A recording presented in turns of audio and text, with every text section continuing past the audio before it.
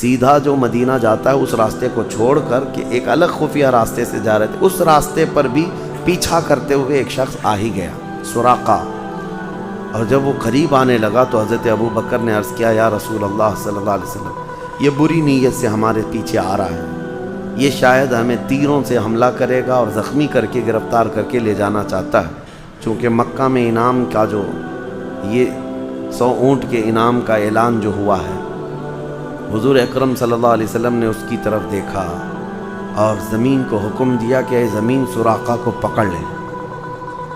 وہ گھوڑا دوڑاتا ہی آ رہا تھا کہ اس کے گھوڑے کے ٹاپ سمیت وہ زمین میں دھس گیا، اور اس نے جب یہ دیکھا نبی پاک صلی اللہ علیہ وسلم کی زبان فیض ترجمان سے نکلے ہوئے کلمات کا زمین کیسے پیروی کر رہی ہے، اس نے اپنے تیر کمان پھینک دی اور کہا مجھے امان دے دیجیے، اور یہ کہنے لگا آپ شریف ابن شریف ابن شریف، کریم ابن کریم ابن کریم، آپ کریم ہیں، آپ کے باپ کریم، آپ کے دادا کریم ہیں، کرم کرنے والے لوگ، مجھے معاف کر دیں۔ نبی پاک صلی اللہ علیہ وسلم نے فرمایا زمین سراقہ کو چھوڑ دے، زمین کھل گئی اور وہ پھر نکل پڑا۔ اس طرح کا واقعہ بعض روایت میں ہے کہ 3 مرتبہ ہوا اس کے ساتھ، 3 مرتبہ حضور نے فرمایا زمین پکڑ لے، 3 بار حضور نے فرمایا زمین چھوڑ دے۔ ہر بار میرے آقا صلی اللہ علیہ وسلم کی رحمت کاملہ ہے۔ بندہ گناہ کرتا ہے توبہ کرتا ہے، گناہ کرتا ہے توبہ کرتا ہے، گناہ کرتا ہے توبہ کرتا ہے۔ اسی کو امام اہل سنت فاضل بریلوی رحمۃ اللہ علیہ نے فرمایا ہے، ڈر تھا کہ عصیاں کی سزا اب ہوگی یا روز جزا۔ ہم کو یہ ڈر تھا کہ ہمارے گناہوں کی سزا یہاں ہونے والی ہے کہ قیامت کے دن ہونے والی ہے۔ ڈر تھا کہ عصیاں کی سزا اب ہوگی یا روز جزا، دی ان کی رحمت نے صدا، یہ بھی نہیں وہ بھی نہیں، معاف کیا جائے گا۔ سراقہ کو معاف کیا۔ حضور نے پوچھا ہے سراقہ تو کیوں پیچھے پڑا ہے؟ 100 اونٹوں کے لیے، 100 اونٹوں کے لیے؟ حضور پاک صلی اللہ علیہ وسلم فرماتے وہ دن کیسا ہوگا جب ایران کے بادشاہ کسرا کے ہاتھوں میں پہنے ہوئے کنگن وہ تیرے ہاتھ میں آ جائیں۔ بادشاہ کے ہاتھ میں جو کنگن ہوا کرتے تھے وہ سونے کے کنگن ہوتے، اور پوری دنیا میں وہ کنگن کسی کے پاس نہیں ہوتے، صرف سپر پاور کسرا کے پاس ہوا کرتے تھے۔ اور نبی پاک صلی اللہ علیہ وسلم فرما رہے ہیں وہ دن کیسا ہوگا، میں تیرے ہاتھوں میں دیکھ رہا ہوں کہ وہ کسرا بادشاہ کے کنگن تیرے ہاتھوں میں آنے والے ہیں۔ سراقہ کہاں، ایک بدوی شخص، یعنی دیہات کے رہنے والے یا مکہ کے قریب رہنے والے، وہ ایمان لایا ہوا ابھی نہیں ہے، اور حضور بشارت دے رہے ہیں اتنے دنوں بعد کی، جبکہ ابھی پاور میں وہ کسرا ہے، ایران کی حکومت کا غلبہ ہے۔ اس نے دیکھا جب نبی کی بات زمین مانتی ہے تو شاید یہ بات بھی کمپلیٹ ہو کر رہے گی، کہا کہ مجھے یہ لکھ کر کے دے دے۔ حضور پاک صلی اللہ تعالیٰ علیہ وسلم کے پاس سے امان نامہ سراقہ نے لکھوا لیا اور واپس چلا گیا، ابھی ایمان لائے ہوئے نہیں تھے جیسے روایت میں ہے۔ پھر راستے میں مکہ میں جو بھی ملتا محمد کو دیکھا تو سراقہ کہتا میں ہر جگہ دیکھ لیا، نہیں ہے کہیں نہیں۔ واپس مکہ میں آ کر ویسے ہی رہنے لگے۔ وہ جنگ طائف یا فتح مکہ کے دن وہ ایمان قبول کیے، اس سے پہلے بھی وہ حضور پاک صلی اللہ تعالیٰ علیہ وسلم کے سپورٹ میں رہے مکہ میں جب تک تھے، اور جب حضور مکہ میں داخل ہوئے تھے 6 ہجری کے بعد، اپنے پورے خاندان سمیت حضور کے ہاتھ پر اسلام قبول کیا تھا۔ یہ حضرت سراقہ۔ اب یہ بات ہو گئی، اس کے بعد دوسرا دن تھا ہجرت کا۔ روایات میں ہے کہ حضور صلی اللہ تعالیٰ علیہ وسلم کا یہ سفر جو ہے یہ 9 دن کے آس پاس کا تھا۔ دوسرا دن تھا مقام قدید، ایک جگہ آتی ہے جہاں پر معبد نام کی ایک مشہور و معروف خاتون، جس کا اصل نام عاتقہ، یہ خاتون عرب میں مشہور تھی کہ جو بھی سفر پر جانے آنے والے لوگ ہوتے ہیں ان کی خوب مہمان نوازی کرتی۔ اس کا گھر بیچ راستے میں تھا، جو بھی گزرتا ہے مسافر وہاں سے اس کو کچھ نہ کچھ کھلاتی پلاتی، وہ مہمان نواز خاتون تھی۔ لیکن اتفاق ایسا کہ جب رسول پاک صلی اللہ علیہ وسلم کا گزر وہاں سے ہو رہا تھا، آپ نے قیام فرمایا، رک گئے۔ اس دن اس خاتون کے گھر میں کوئی چیز نہیں ہے جو ان کو پیش کر سکے۔ وہ خاتون گھر کے آنگن میں بیٹھی ہوئی کہنے لگی آج میرے ساتھ نہ جانے کیسا ہوا، اتنے حسین چہرے والے لوگ آئے اور میرے پاس کھلانے اور پلانے کی کوئی چیز نہیں رہ گئی۔ حضور پاک صلی اللہ تعالیٰ علیہ وسلم نے فرمایا ایک سوکھی بکری، کمزور بکری اس کے گھر کے باہر بندھی ہوئی تھی۔ حضور نے فرمایا اگر تم کہو تو اس بکری کا دودھ دوہ لوں۔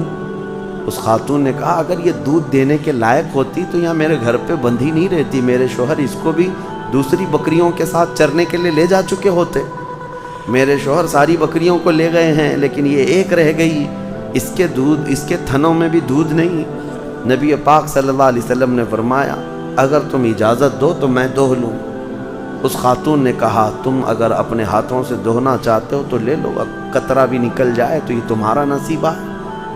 حضور پاک صلی اللہ تعالیٰ علیہ وسلم اس بکری کے پشت پر ہاتھ رکھتے ہیں اور بسم اللہ پڑھ کر کے اس کے تھن کو جیسی ہی آپ نے ہاتھ لگایا دودھ کا تھن بھر گیا۔ نبی پاک صلی اللہ علیہ وسلم نے اتنا دودھ دوہا کہ اس ام معبد کے گھر میں جتنے برتن تھے سب کے سب دودھ سے بھر گئے، جو کچھ بھی اس کے گھر میں رکھا ہوا تھا ایک ہی بکری کے دودھ سے بھر گیا سب۔ صدیق اکبر اور رسول پاک صلی اللہ تعالیٰ علیہ وسلم خوب شکم سیر ہو کر دودھ بھی پیے۔ وہ حیرت زدہ تھی ام معبد کے ایک بوڑھی بکری جس کے تھن سوکھ چکے، موت کا انتظار کر رہی بکری، اس میں اتنا دودھ آیا کہاں سے؟ اور اس کے بعد جب اس نے یہ معجزہ دیکھا تو اپنے گھر کو سجا دیا اور کہا کہ میرے گھر رک جائیں، اور نبی پاک صلی اللہ علیہ وسلم ایک رات وہاں رکے۔ اور حدیثوں میں جو ام معبد کے الفاظ ہیں وہ پڑھنے کو جی چاہتا ہے کہ ام معبد نے جو نقشہ کھینچا ہے نا حضور پاک کا، اچھے اچھے بڑے بڑے شاعروں نے یہ نقشہ نہیں کھینچا۔ حضور پاک صلی اللہ تعالیٰ علیہ وسلم دوسرے دن وہاں سے اٹھے اور پھر سفر پر چل پڑے۔ ام معبد کا جو شوہر ہے وہ آیا اور پوچھا گھر میں ایک حسین سی خوشبو آتی ہے، کوئی آیا تھا؟ ام معبد کہتی ہاں بہت ہی حسین چہرے والے آئے تھے۔ کون تھے، کیا نام تھا؟ ام معبد نے اپنے انداز سے نام خود ہی بنا لیا تھا، پوچھا نہیں تھا نام دونوں کا۔ کہنے لگی ایک مبارک آیا تھا، مبارک آیا تھا، اس نے خود جو ہے حضور کا نام مبارک رکھ لیا۔ حضور ویسی بھی مبارک کہتے ہیں برکت والا۔ اپنے شوہر کو اب وہ نقشہ کھینچ کر کے جو بتاتی ہے، اس کے شوہر نے پوچھا وہ کون تھے، کیسے تھے؟ وہ کہتی ہیں کیا بتاؤں، وہ جب سامنے ہوتے ہیں تو ایسا لگتا ہے کہ 14ویں کا چاند نکلا ہوا ہے، اور دور ہوں تو دیکھنے کا جی چاہنے لگے۔ اور پھر ایک ایک عضو کو نقشہ کھینچتے ہوئے کہا بھویں ملی ہوئی کشادہ پیشانی، جب وہ چلتے تھے تو ایسا لگتا کہ ساری دنیا ان کے پیچھے ہے، ایک عظمت اور ایک وقار ہے، اور جب خاموش ہو جائیں تو سب پر ہیبت طاری ہو جائے، اور بولنے لگیں تو موتیاں جھڑنے لگیں، دل سننے کو چاہے۔ ہر چیز ادا کی، ایک نقش جو انہوں نے نکالا حضرت ام معبد نے۔ اس کے شوہر نے کہا کاش میں گھر میں ہوتا اور ان سے ملاقات کرتا۔ زندگی میں ام معبد یہی دعا کرتی رہی کہ وہ مبارک سے پھر میری ایک بار ملاقات ہو جائے۔ اتفاق یہ بتایا جاتا ہے ایک بار وہ بکریاں ہانکتی ہانکتی مدینے تک پہنچ گئی تھی، اور مدینے کے قریب ان کی بکریاں گم ہو گئیں، مطلب گم ہو گئی، سب بکھر گئی۔ وہ ڈری ہوئی تھی کہ شہر میں بکریاں جب چلی جاتی ہیں تو ملتی نہیں ہیں، تو وہ پریشان شہر کے قریب، وہ بکریوں کو شہر میں نہیں لاتے بکریوں والے لوگ، اب شہر میں ادھر ادھر بکریاں بھاگنے لگی تو وہ خوف زدہ ہو گئی۔ شام کا وقت تھا، اسی وقت راستے میں حضرت ابوبکر صدیق جا رہے تھے۔ ام معبد نے دیکھا اور پہچان لیا، کہا تم ہی وہ ہو جو سفر میں مبارک کے ساتھ آئے تھے؟